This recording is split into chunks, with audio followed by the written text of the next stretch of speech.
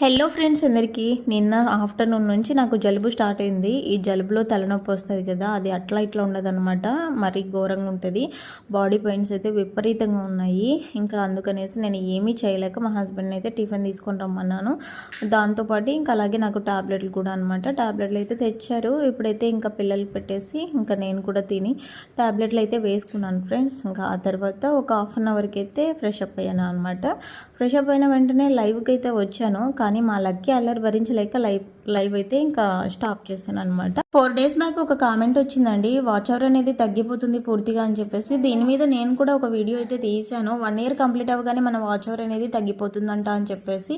So నాదైతే 1 year complete అయిందండి. నేను ప్రతిరోజు చెక్ చేస్తూ ఉన్నాను అనమాట. వాచ్ అవర్ అయితే ఏం తగ్గిపోలేదు. సో ముందుకి ఏమైనా తగ్గిపోవచ్చేమో చెప్పలేను అనమాట. తగ్గిపోయింది అంటే దానికి కారణం ఇంకా 1 year కంప్లీట్ అయినట్టేనండి. వీడియో నచ్చితే లైక్ చేసి ప్లీజ్ సబ్స్క్రైబ్.